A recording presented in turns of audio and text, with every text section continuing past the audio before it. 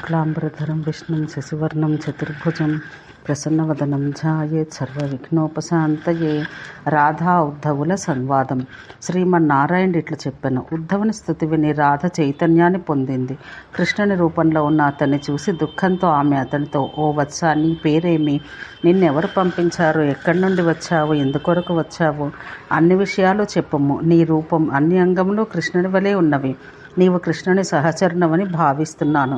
కృష్ణుని క్షేమాన్ని, బలరాముని క్షేమాన్ని ఇప్పుడే చెప్పు. నందుడు అక్కడే ఎందుకు నిలిచి ఉండెనో ఆ సంగతి తెలుపుము.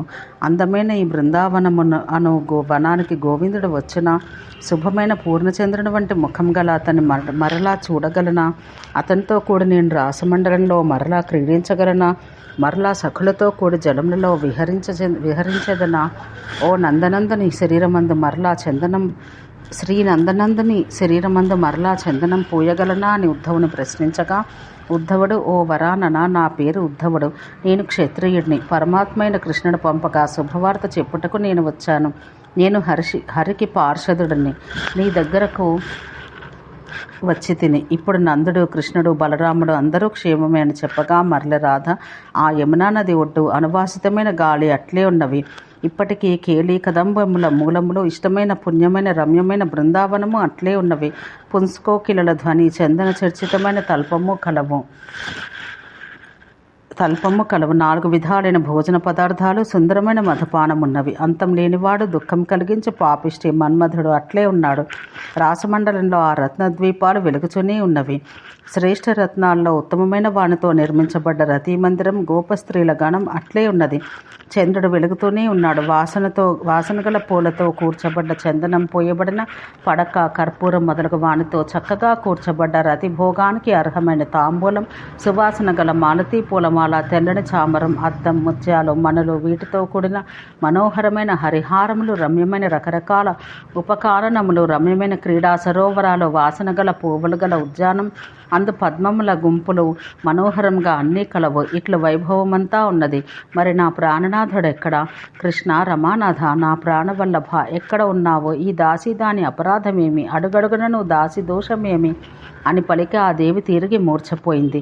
ఉద్ధవుడు తిరిగి ఆమెను మేల్కొల్పెను. ఆమెను చూసి క్షత్రియ పొంగవుడైన ఉద్ధవుడు చాలా ఆశ్చర్యం చెందెను. తెల్లని చామరాలతో ఉన్న 7 సఖులు ఎల్లప్పుడూ ఆమెను సేవిస్తున్నారు. మిక్కిలి ఇష్టమైన 3 లక్షల గోపికలు ప్రేమనుగా సేవిస్తుండగా 100 కోట్ల మంది గోపికలు రాత్రింబగళ్ళు ఆమె చుట్టూ నిలిచి ఉండరి.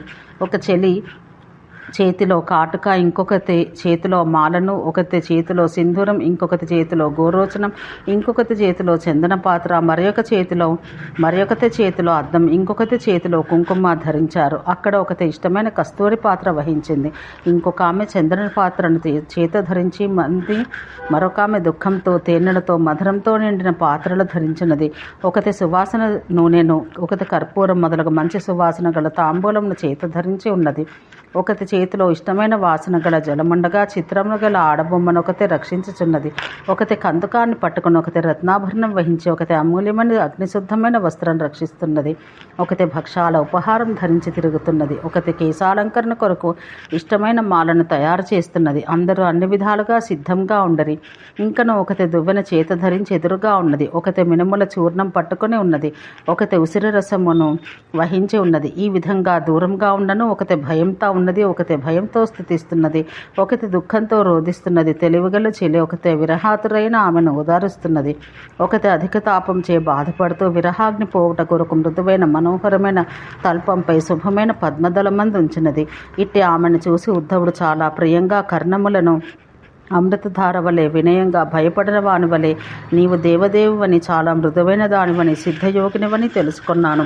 నీవు సర్వశక్తి స్వరూపురాలవు, మూల ప్రకృతివి, ఈశ్వరివి, శ్రీరాముని శాపం వల్ల భూమికి వచ్చిన దానివని, గోలోకపు స్త్రీవని, కృష్ణునికి ప్రాణం కంటేనూ అధికమైన దేవివని, అతని వక్షస్థలమనందు ఉండడి దానివని, సర్వశక్తి స్వరూపురాలవని, మూల ప్రకృతివి, ఈశ్వరివి అని తెలుసుకుంటుని. దేవి, నీకు ఇష్టమైన శుభవార్త తెలుపుతాను, వినము. హృదయంను అర్థపరచు వార్తను సఖులతో కూడి సుస్థిరంగా వినము. దుఃఖమను దావాగ్నితో దహించుకుని పోవు వారికి అమృత వర్షం వంటిది.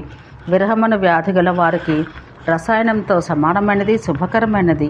నందుడు కూడా ఆనందంగా సంతోషంగా ఉన్నాడు. కృష్ణుని ఉపనయనం అగు వరకు వసుదేవుడు తను ఉండమని నిమంత్రించెను.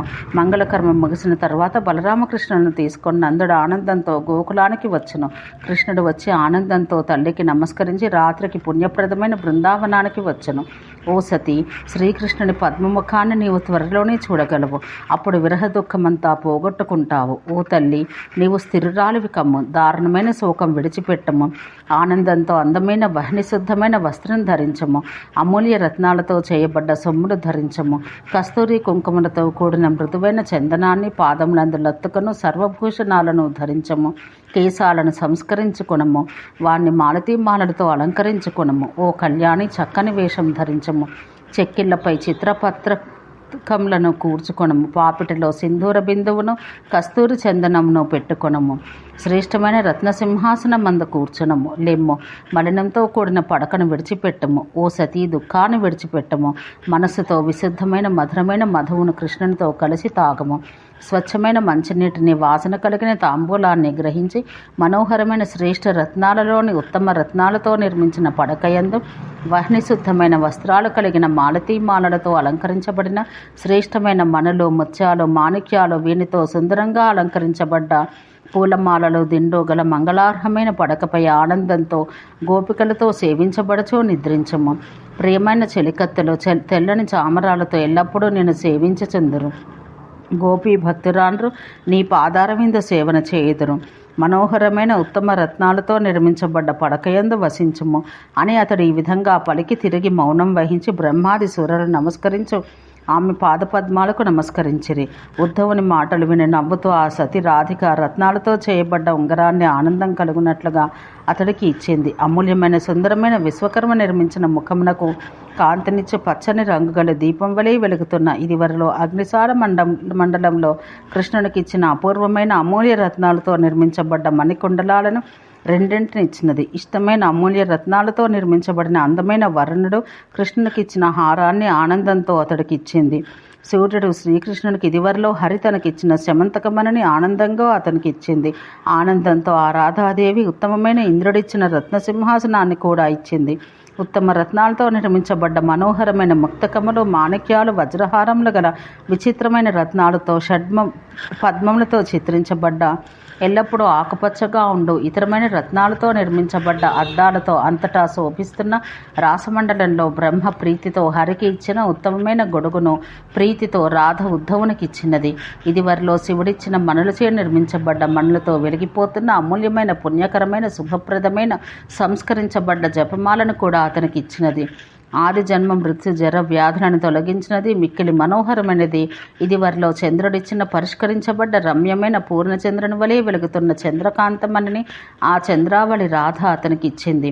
విశుద్ధమైన మధుపర్కాన్ని ధర్ముడు హరికి ప్రేమతో ఇచ్చిన అక్షయ మధుపాత్రను ఇచ్చింది. బంగారంతో చేయబడ్డ శుద్ధమైన నీరు తాగు పాత్రను, రుచికరమైన మధురమైన పరమాన్నం ఇచ్చింది. భోజనం చేసిన అతడికి కర్పూరాదుల వాసన గల తాంబూలాన్ని శీఘ్రంగా ఇచ్చింది. మృదువైన చందనాన్ని, మాలను, శుభాశీసులను, అతడికి ఇష్టమైన ఉత్తమ వరములను, గోలోకంలో రాసమండలమందు కృష్ణుడిచ్చిన జ్ఞానాన్ని, 100 పురుషాంతరముల వరకు ఉండు నిశ్చలమైన లక్ష్మిని ఇచ్చింది. శుద్ధమైన కీర్తినిచ్చు విద్యను, నిర్మలమైన కీర్తిని, యశస్సును అన్నింటినీ సిద్ధింపచేయు హరిదాస్యాన్ని, నిశ్చలమైన హరిభక్తిని, హరికి పార్షదులకు నాయకుడిగా వరమిచ్చింది.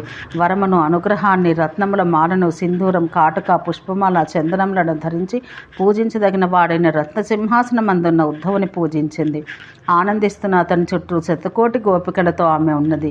కాల్చిన బంగారం వలె వెలుగుతున్నది. ఆమె 9 చంద్రుల సమానమైన కాంతి కలది.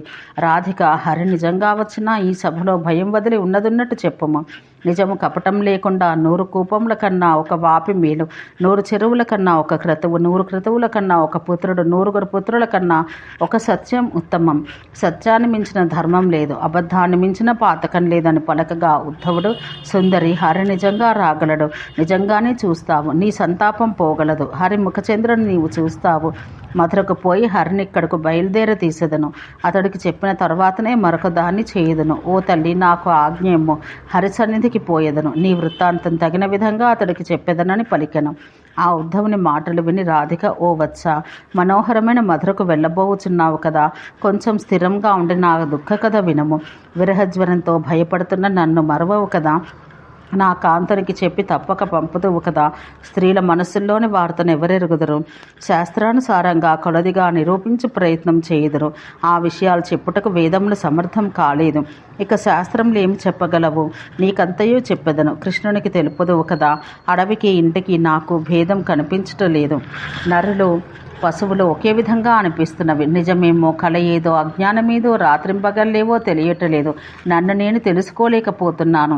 చంద్రసూర్యుల ఉదయాన్ని గమనించటలేదు. హరివార్త విని క్షణకాలం చైతన్యం పొందాను. కృష్ణుని ఆకృతి చూస్తున్నాను. మురళీధ్వని వింటున్నాను. కులాన్ని, సిగ్గును, భయాన్ని వదిలి హరిపాదాలను స్మరిస్తున్నాను. ప్రకృతికి పరుడైన జగత్తుకంతయు ఈశ్వరుడైన వాణ్ణి పొంది నా గోపపతిని గూర్చి తెలుసుకొన్నను. అతడిని గూర్చిన జ్ఞానాన్ని మాయచే నేను పొందలేకపోయాను. వేదము, బ్రహ్మాదులు, దేవతలు అతని పాదాలు నిరంతరం ధ్యానించెదరు. అట్టి వాణ్ణి కోపంతో నేను భయపెట్టి తిని, ఇది నా హృదయంలో ముళ్ళవలే గుచ్చుకొన్నది. ఆయన పాదసేవతో కానీ, ఆయన గుణాలను స్తుతించి కానీ, ఆయనపై భక్తితో గడిపిన క్షణాలు, ఆయన ధ్యానంతో, పూజతో గడిపిన క్షణాలు మంగళమైనవి, ఆనందకరమైనవి, జీవించినట్లయినది. ఆయనతో విచ్ఛేదమైన భావన విఘ్నమై ఎల్లప్పుడూ హృదయంలో సంతాపం కలుగును. ఓ ఉద్ధవ, అటువంటి ఆటపై నాకు ప్రీతి ఉండదు. మరలా నాకు అంతటి ప్రేమ సౌభాగ్యం ఎప్పుడు కలగగలదు? నిర్జనంలో మనసు లగ్నం కాదు. ఆయనతో సంగమం ఉండిన బృందావనానికి వెళ్ళదును. నందనందుని వక్షస్థలంలో చందనం ఉంచకపోయినా, ఆయనకు మాల వేయకపోయినా, ఆయన ముఖం చూడకపోయినా, మాలతి మొగలి చెంపక వనాలకు సుందర రాసమండలానికి మరలా పోను. హరి దగ్గర ఉండిన రమ్యమైన చందనాటవికి పోయేదను. మలయ పర్వతమందు రత్నమందిరానికి వెళ్ళను. రమ్యమైన మాధవవనానికి, రహస్యమైన మధు కాననానికి, శ్రీఖండ కాననానికి, స్వచ్ఛమైన చంద్ర సరోవరానికి, ప్రశాంతమైన సురవనము, నందవనము, పుష్పములకు వెళ్ళను.